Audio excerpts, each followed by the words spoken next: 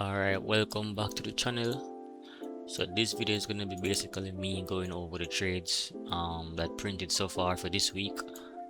That would have been June the 29th to July the 4th or the 3rd, I think. Let me see. To July the 3rd, yeah. So with the indicator this week, on Monday the 29th of June, we had New York showing that there was a 75% chance of taking the low and a 68% chance of price taking the high. So therefore the bias was bearish for that day, right? And we got our entry confirmation right here. We got the sell, stop loss, TP. It gave us lot size. I put the risk amount that I want to risk, and it gives the lot size that I should use for each entry model, because it has two entry models in it, right? The 70% and the AB entry model. So this is the AB entry model. This day we didn't get the 70% model. So yeah, it gave us lot size 0.18 lot. Took the trade, slap TP. The next day, which was the Tuesday, got a buy. The bias for the day was bullish because there was an 80% chance of taking the London high as opposed to the low, which was 65% chance. Entry model printed, and as such the indicator printed a buy, and I entered straight to TP. Then price reversed right from there, and that was a 2 point. Let me keep track. This was 2.49 R. 2.49 R, and this was a 2.26 R. And then the Wednesday there was no trade, so the probability was the high, which it did take the high, but it did not print my entry model, so therefore I did not get a trade on the Wednesday. And then on the Thursday we had both entry model. So let me delete these. So the first entry model, which is a 70%, that got triggered right here. It uses a buy limit, while the other one uses a market execution. So 70% was triggered, the buy limit was triggered right here, and TP goes right here for 1 to 3.5 R. It's supposed to be 70%. So I used the yellow background for the 70% entry models. That way you can distinguish which trade it was. And then the AB trade that got entered on this candle close. So let me put the AB, which is the blue. TP right there. So the 70% entry model. Shit. Wait. Boom. Alright, 70% entry model got 3.5 R. 3.5 R, and the AB was a 2.25 R this day. 2.25 R this day. Both went to TP. But this trade, I had to close this trade because, well, I had to close it on the FunderPro account. To close it like basically right at the entry, because I can't hold trades through news. I have to close the trade I think 2 minutes before news, so I could not hold the trade on the FunderPro account, but on the other accounts, yeah, I held it. And this went straight to TP. So the indicator printed the buy even before the news candle came, and this was CPI, I think. Let me just see. It won't even come up. Oh no, it was NFB. Yeah, it was NFB, and the indicator gave the bullish bias beforehand, and yeah, that went to TP. And the next day, which would have been the Friday, so the Friday we had an entry model print. Well, initially we had the bias being bullish, of course, because there's an 81% chance of taking out London high as opposed to the low.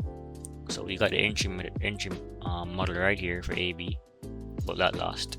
So we have a negative 1 R right there, and then we got the 70% model, which got triggered cleanly, but then got swept out.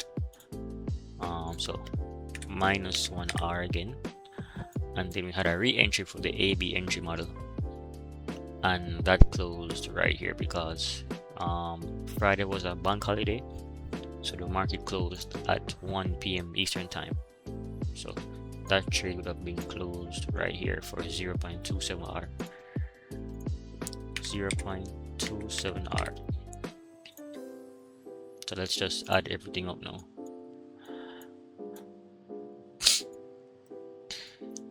Where is it? So I'm gonna pull up the calculator on my phone. So this day was 2.49R plus 2.26R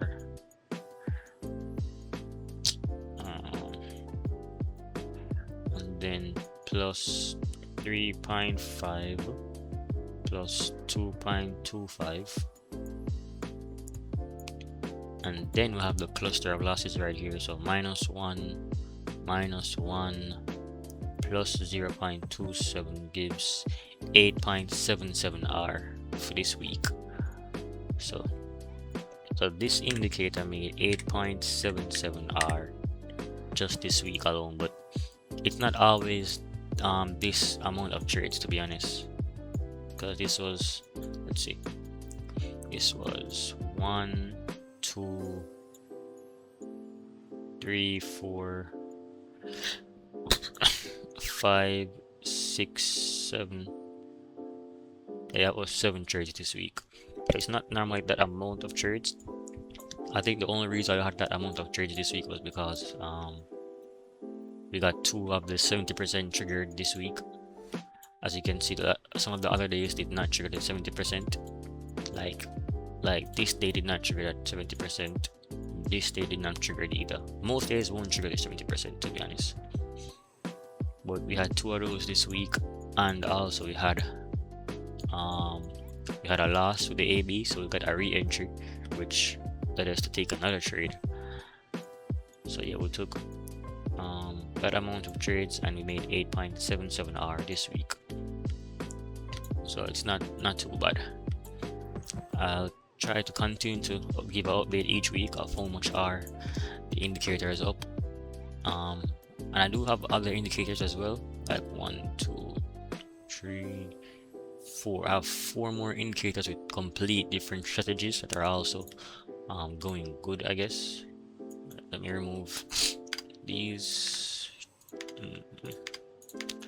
These 2 trades is from one of my indicators. It's from the pivot indicator. I have specific pivot levels that I use, and enter and breakouts. So these trades should still be running because this indicator does not close the trades for the weekend. So these trades should still be running to a 1 to 5. So 1 to 5 on this trade, 1 to 5 on this trade. And I have another indicator on this gold. This one closes on Fridays though, so they would have both been closed right here. So this entered the trade right here, and it would have been closed for 2.25R. This entered right here and would have been closed for 2.38R, and it took a loss on the 30th of June, and it took a win on the 24th of June for 3.29R. So, and it took a loss over here. So this one is the breakout remod. So they're moving pretty okay. But yeah, that's the I guess the recap for the week. I'll try to upload this before market open on Sunday. So don't forget to like and subscribe, and check the description. You'll see like a link tree there. You can just go ahead and click that and add me on Discord or follow my Twitter to keep up. And I might release maybe 1 or 2 of these indicators for the public. Not too sure which one is it, but I might do the one of the breakout ones, because I have 2 breakout ones. I might do either the pivot or the breakout remod. I might make one of those public because they're all private right now. I have to publish them on TradingView first, and then people can access them. So I might publish either the pivot or the breakout remod as well as this, but I'm not too sure about this one yet. I'm still testing this. But this one, it's up like almost 40, I think 45R for the month of June. But when I checked the months prior, like April or May, it was not performing at all. So I'm not too confident in that one. I'm not taking those trades. I'm just journaling them for now.